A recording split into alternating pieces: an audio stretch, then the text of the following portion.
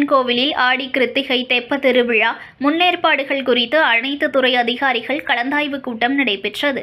முருகப்பெருமானின் 5ஆம் படை வீடான திருத்தணி முருகன் கோவிலில் ஆடி கிருத்திகை தெப்ப திருவிழா இம்மாதம் 27ஆம் தேதி அஸ்வினியுடன் தொடங்கி 28ஆம் தேதி பரணி, 29ஆம் தேதி முதல் நாள் ஆடி கிருத்திகை மாலை தெப்ப திருவிழா, 30ஆம் தேதி 2ஆம் நாள் தெப்ப திருவிழா, 31ஆம் தேதி 3ஆம் நாள் தெப்ப திருவிழா என 5 நாட்களுக்கு நடைபெற உள்ளது.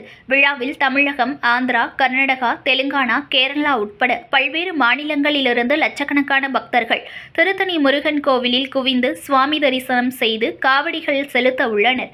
விழா ஏற்பாடுகள் குறித்து கோட்டாட்சியர் தீபா தலைமையில் அனைத்து துறை அலுவலர்கள் கலந்தாய்வு கூட்டம் நடைபெற்றது. இதில் பக்தர்களுக்கு தேவையான தற்காலிக பேருந்து நிலையங்கள், குடிநீர், கழிவறைகள், மருத்துவ வசதி உட்பட அடிப்படை வசதிகள் மேற்கொள்வது குறித்து துறை ரீதியான அதிகாரிகளுக்கு அறிவுறுத்தப்பட்டது. இதனைத் தொடர்ந்து தற்காலிக பேருந்து நிலையங்கள் அமைக்கப்பட உள்ள இடங்களில் நேரடியாக சென்று பார்வையிட்டு ஆய்வு செய்தனர். இக்கூட்டத்தில் டிஎஸ்பி விக்னேஷ், கோவில் இணை ஆணையர் அருணாச்சலம் உள்ளிட்ட அனைத்து துறை அதிகாரிகளும் கலந்து கொண்டனர். நியூஸ் ஒன் தமிழை லைக் பண்ணுங்க, கமெண்ட் பண்ணுங்க, ஷேர் பண்ணுங்க, மறக்காம சப்ஸ்கிரைப் பண்ணுங்க.